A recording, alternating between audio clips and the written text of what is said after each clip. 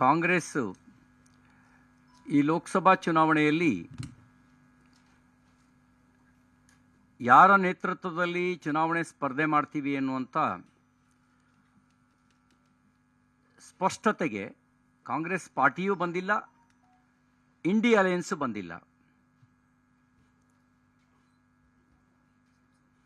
India ಅಲಯನ್ಸ್ನ ನೇತೃತ್ವ ಯಾರು ವಹಿಸ್ತಾರೆ?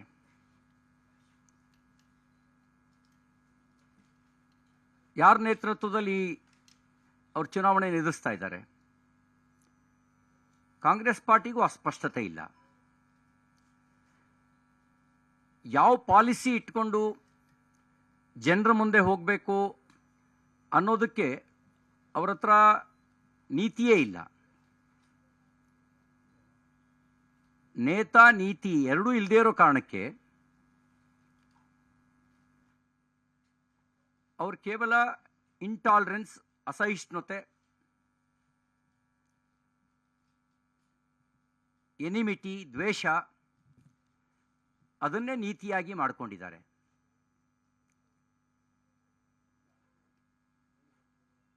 ಅವರ ಮಾತುಗಳಲ್ಲಿ, ಅವರ ಹೇಳಿಕೆಗಳಲ್ಲಿ, ಅವರ ಭಾಷಣಗಳಲ್ಲಿ ವ್ಯಕ್ತ ಆಗ್ತಿರ್ತಕ್ಕಂಥ ಅಂಶ ಅದು ಕೇವಲ ದ್ವೇಷ ಮಾತ್ರ. ಈಗಾಗಲೇ ದ್ವೇಷದ ಮಾತುಗಳಿಂದ ಹಲವು ಚುನಾವಣೆಗಳಲ್ಲಿ ಅವರು ಬೆಲೆ ತೆತ್ತಿದ್ದಾರೆ. ಶ್ರೀಮತಿ ಸೋನಿಯಾ ಗಾಂಧಿಯವರು ಗುಜರಾತ್ ವಿಧಾನಸಭಾ ಚುನಾವಣಾ ಸಂದರ್ಭದಲ್ಲಿ ಹೋಗಿ ಮೌತ್ ಕಾ ಸೌದಾಗರ್ ಅಂತ ಕರೆದಿದ್ರು. ಗುಜರಾತ್ ಜನ ಅದಕ್ಕೆ ಉತ್ತರ ಕೊಟ್ಟರು.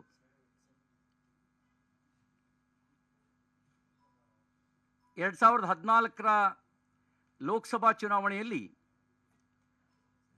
ಕಾಂಗ್ರೆಸ್ನ ಥಿಂಕ್ ಟ್ಯಾಂಕ್ ಅಲ್ಲಿ ಒಬ್ಬಾಗಿರ್ತಕ್ಕಂಥ ಮಣಿಶಂಕರ್ ಅಯ್ಯರ್ ಚಾಯ್ ವಾಲಾ ಚಾಯ್ ಬೇಜ್ನೆ ಕೆ ಲಿಯೆ ಲಾಯಕ್ ಅಂತೇಳಿ ಹೇಳಿದ್ರು.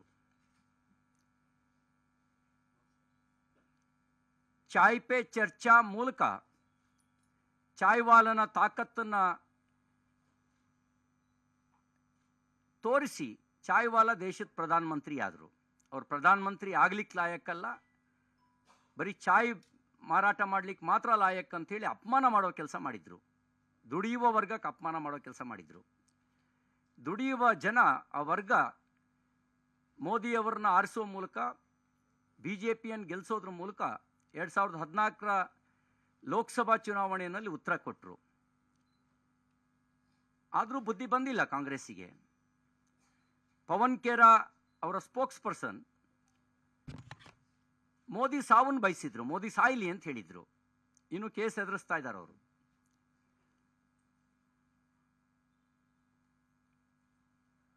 AICC ಅಧ್ಯಕ್ಷರು ಶ್ರೀ ಮಲ್ಲಿಕಾರ್ಜುನ್ ಖರ್ಗೆ ಅವರು ಪ್ರಧಾನಮಂತ್ರಿಯನ್ನ ವಿಷ ಸರ್ಪಕ್ಕೆ ಹೋಲಿಸಿದ್ರು.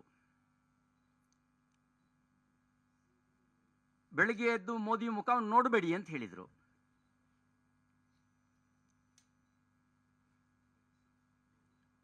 ಪ್ರಿಯಾಂಕ್ ಖರ್ಗೆ ಅವರು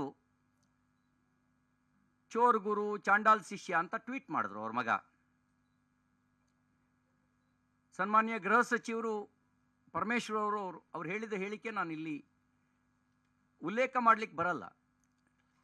ಹೊರಗೆ ಎಷ್ಟು ಸಭ್ಯ ರಾಜಕಾರಣಿ ಥರ ಕಾಣ್ತಾರೆ ಪರಮೇಶ್ವರ್ ಅವರು, ಅವ್ರ ಮಾತನ್ನ ಕೇಳಿದಾಗ ಅವ್ರ ಅಂತರಂಗದಲ್ಲಿ ಸಭ್ಯತೆ ಉಳಿದಿಲ್ಲೇನೋ ಅಂತ ಅನಿಸ್ತು ನನಗೆ.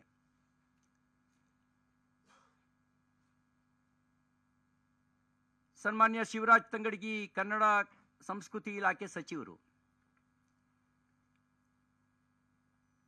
ಯಾರಾದರೂ ನೋಡಿಬಿಟ್ರೆ ನಾಡಿನ ಸಂಸ್ಕೃತಿಯೇ ಹೀಗೇನೋ ಅಂತ ಅನಿಸ್ಬೇಕು.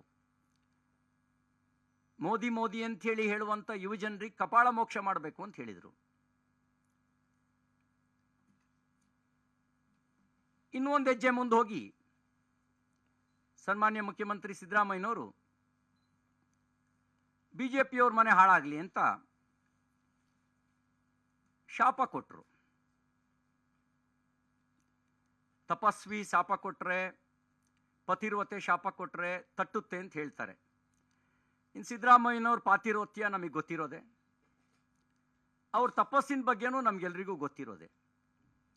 ಅವ್ರೇನಾದ್ರು ಹೇಳಿದ್ರೆ ಅದು ಅವರಿಗೆ ಉಲ್ಟಾ ಆಗುತ್ತೆ. ಯಾಕೆಂದರೆ ಈ ಹಿಂದೆಲ್ಲ ಒಂದೇ ಒಂದು ಸೀಟ್ ಬರಲ್ಲ BJPಗೆ ಅಂತ ಶಾಪ ಕೊಟ್ಟಿದ್ರು 2019 ಲೋಕಸಭಾ ಚುನಾವಣೆಯಲ್ಲಿ. ಅವ್ರ ಶಾಪ ತಟ್ಟಿ ಕಾಂಗ್ರೆಸ್ಸಿಗೊಂದು ಜನತಾದಳಕ್ಕೊಂದು ಅವತ್ತು ಬಂದಿತ್ತು, ಒಂದೊಂದೇ ಸೀಟ್ ಬಂದಿತ್ತು. ಬಹುಶಃ ಈಗಿನ ಅವ್ರ ಶಾಪ ಅವರಿಗೆ ತಿರುಗು ಬಾಣ ಆದರೆ